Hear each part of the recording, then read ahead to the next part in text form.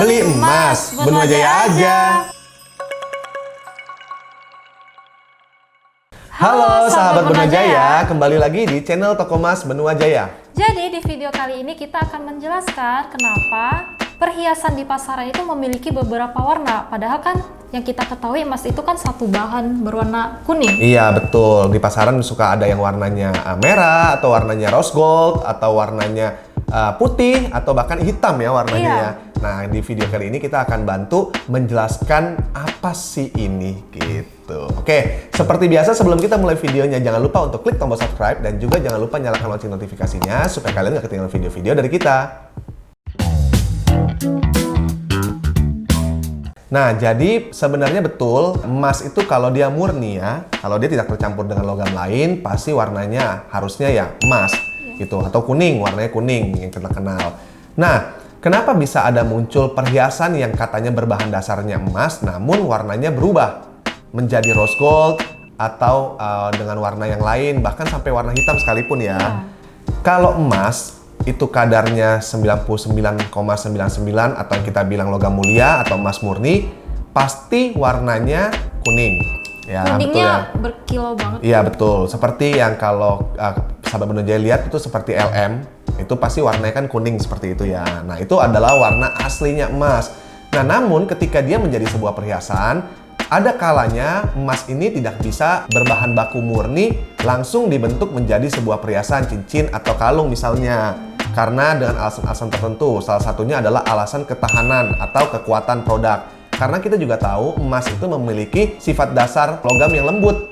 Keterbatasannya karena logam ini dia lembut atau lembek, kalau kita langsung bikin menjadi sebuah perhiasan, berarti perhiasan itu juga memiliki ketahanan atau kekuatan yang tidak baik juga. Jadi dia mudah penyok misalnya. Nah makanya kadang-kadang produsen perhiasan emas itu juga mencampur logam emas ini dengan logam lain, misalnya perak atau tembaga atau kuningan atau ya banyak logam lain yang bisa dipakai untuk mencampur. Itu mungkin berbeda-beda, setiap pabrikan punya caranya sendiri, juga punya jenis-jenis logam sendiri yang dicampur dengan yang sudah mereka research sama development gitu. Jadi punya tujuan, mereka kenapa campur perak ada tujuannya pasti gitu.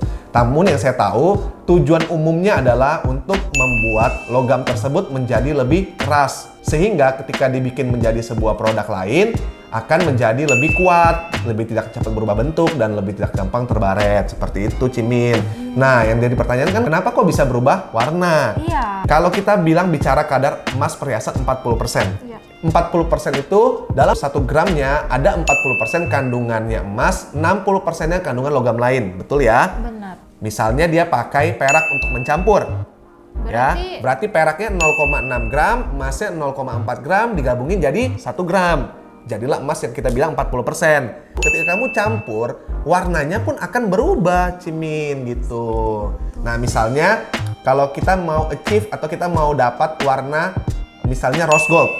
Kan rose gold itu agak kemerahan kan? Berarti si warna kuning ini kita akan campur bahan logam lain yang berwarna merah agar dapatnya ketika kita campur dengan komposisi yang tepat pastinya ya, itu akan mendapatkan warna yang kita inginkan. Ini bukan satu-satunya proses untuk kita bisa merubah warna emas. Ini hanya satu dari beberapa cara. Kemudian ada cara yang kedua. Cara yang kedua adalah dengan cara disepuh.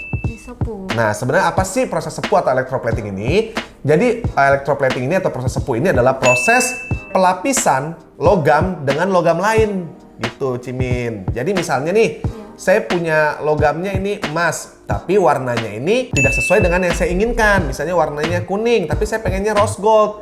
Nah, kita ada sebuah cairan gitulah ya, saya juga nggak terlalu paham kimianya, tapi ada sebuah proses di mana ada cairan itu yang bisa mewarnai atau melapisi emas ini menjadi emas dengan warna yang berbeda gitu. Misalnya kita rendam di cairan tersebut dan cairan tersebut menempel di permukaan emas ini, jadinya emasnya berubah warna gitu. Jadi hanya di permukaan saja ya, seperti dilapisi gitu. Betul, dia hanya dilapisi. Makanya kenapa kalau kita menjual kadar yang 70 misalnya ya, masih suka ada yang warna putih kan?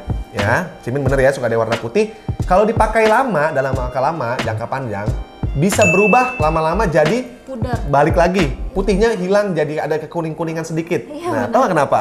Karena lapisan yang kita lapisi putihnya itu lama-lama tergesek, akhirnya expose bagian dalamnya. Seperti itu Cimin gitu. Tapi kalau seperti itu memengaruhi kadarnya tidak? Tidak, karena lapisannya sendiri pun itu disesuaikan dengan kadar emas yang kita ingin tidak sepuh. Jadi misalnya kita ingin sepuh kadar 40 ya kita akan menggunakan lapisan cairannya itu memang untuk dia, untuk kadar 40, nggak dicampur-campur gitu. Nah, pasti baru pada tahu kan kayak gitu. Jadi Cimin juga dengernya kayak wah gitu. gitu ya. Makanya kenapa juga kadang-kadang kenapa perhiasan yang 40% itu lebih cepat memerah? Iya. Mungkin beberapa produsen banyak mencampurkan, kan logam lainnya jelas lebih banyak kan, 60%. Iya. Nah, sebenarnya yang membuat dia berubah warna adalah proses oksidasi atau proses perubahan warna. Kalau misalnya besi kan bisa berkarat ya. Iya. Nah, kalau kayak tembaga atau perak kan tidak bisa berkarat. Tapi dia bisa berubah warna ketika dia kena cairan kimia atau dia kena asam, zat asam atau dia kena keringat atau segala macam, dia bisa memudar. Sudah paham ya sekarang ya kenapa emas kalau makin tinggi kadarnya kok warna makin awet? Campuran bukan emasnya, lebih sedikit. Jadi oksidasinya pun tidak terlalu mempengaruhi yang si emas. Makanya semakin rendah kadarnya, misal kamu bikin cuma kadarnya 30% emasnya. Iya. Ada loh, emasnya cuma 30%, nih 70% itu logam lain. Pasti yang 70% ini teroksidasi dan mempengaruhi warna yang 30% ini. Jadi cepet banget dong perubahan warnanya. Pasti gitu. Namun memang banyak produsen juga yang menggunakan teknologi baru nih, ada yang namanya di coating lah. Di coating itu dilapisi, jadi emas kita tuh dilapisi dengan lapisan tertentu agar lebih kuat juga, lebih nggak cepat teroksidasi. Itu juga ada gitu. Nah, kalau masalah ini saya juga nggak terlalu mengerti karena semua itu adalah di pabrik. Iya. Saya juga dapat ilmu ini juga dari pabrik gitu. Karena kan kita hanya menjual produk-produk yang dari pabrik gitu. Kalau kita produk handmade kita hanya bikin yang kadarnya tinggi gitu. Jadi kita juga nggak terlalu paham masalah ini. Cuman ini yang saya bisa sharing. Saya sudah dapat ilmunya juga dari pabrik ini. Gitu loh Cimin. Nah, terima kasih banget nih Komin sudah bantu menjelaskan dengan Sama-sama. detail banget. Sama-sama. Jadi Ya saya berusaha menjelaskan apa yang saya bisa ya gitu. Kalau ada mungkin nih sahabat Beno Jaya ada yang lebih mengerti, mungkin ada yang di metalurgi atau di sarjana kimia misalnya kan, bisa tulis di kolom komentar di bawah ya, bisa dikoreksi juga kalau saya ada salah karena saya juga dapat informasi ini dari pabrik gitu. dan biar kita sama-sama belajar juga. Betul banget. Jadi sekian untuk video kita kali ini. Terima kasih buat kalian yang udah nonton dari awal sampai akhir. Semoga video ini bermanfaat dan sampai jumpa di video selanjutnya.